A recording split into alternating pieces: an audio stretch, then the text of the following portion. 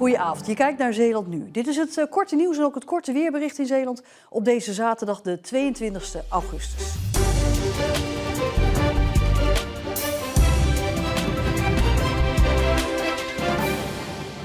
Vanavond zijn we bij elkaar om aandacht te vragen voor veiligheid.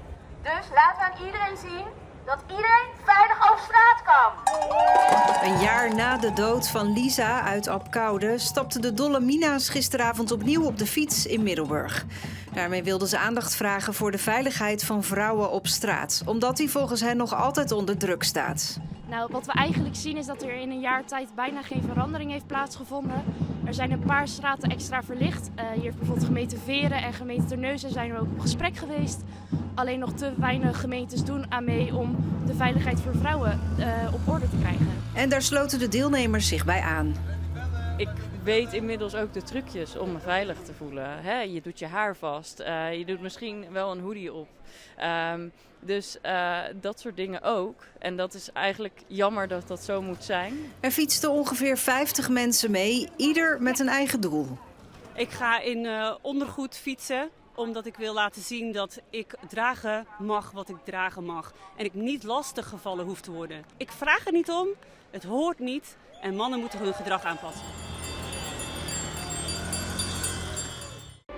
Een Pride-boot wilde vandaag meevaren tijdens de havendagen in Zierikzee. Om queers zichtbaarder te maken en de acceptatie te vergroten. Maar daar was vooraf discussie over. Daarom vaart de boot nu eerder uit. Dan varen we voor de boel uit en komen we voor alles ook weer terug. Zodat we toch een rondje kunnen varen, zodat we toch zichtbaar zijn.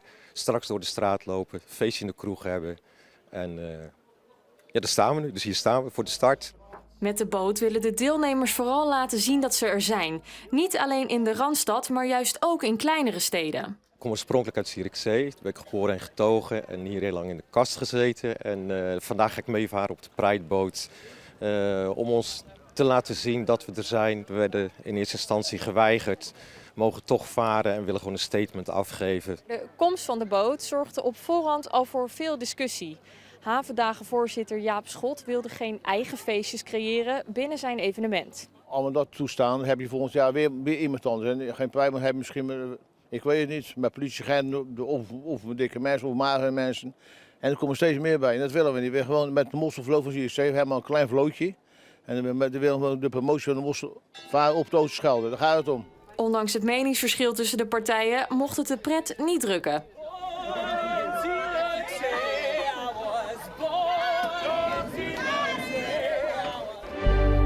De Gulle Grond, een fietsroute langs boerenakkers op Schouwen-Duiveland, is vernieuwd. De route is uitgebreid met 5 nieuwe filmpjes over het thema zoetwater. Langs de route staan borden met QR-codes die je met je telefoon kunt scannen en zo filmpjes kunt zien.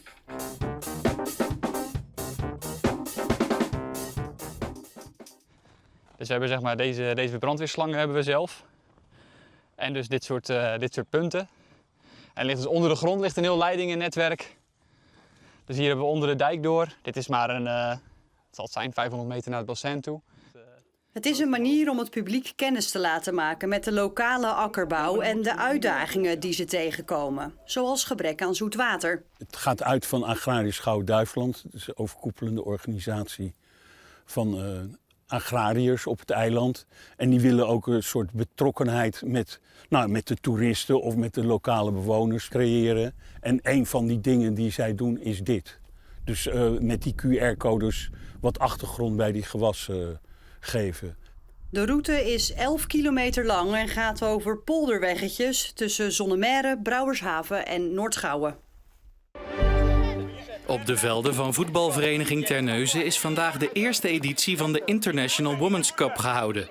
Het deelnemersveld bestaat uit 14 ploegen, afkomstig uit Nederland, België, Duitsland, Denemarken en Zweden.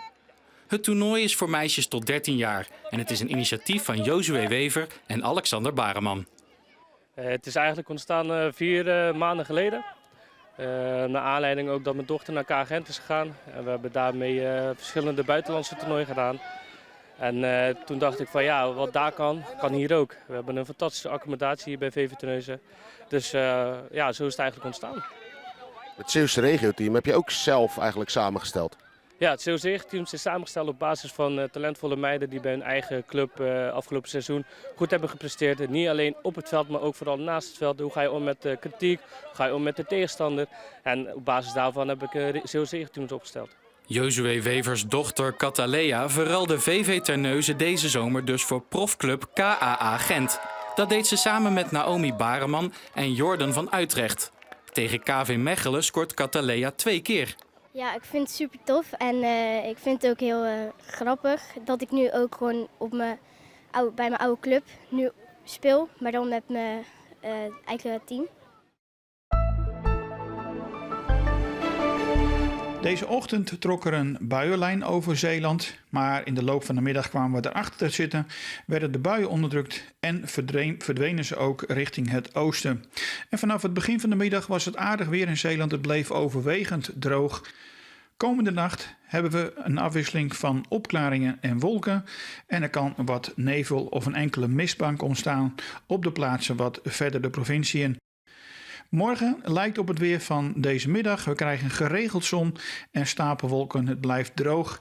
De wind komt uit het noorden en is matig rond windkracht 3 à 4. En het wordt maximaal 20 tot 21 graden. In de loop van de week loopt de temperatuur weer verder op. Met op woensdag maximumtemperaturen rond 25 graden. Het ziet ernaar uit dat het maandag en dinsdag droog blijft. In de loop van de week neemt de kans op enkele buien geleidelijk weer toe. En tot zover het nieuws van vandaag. Maar wat gebeurde er afgelopen week allemaal in Zeeland? Je ziet het zo in ons weekoverzicht.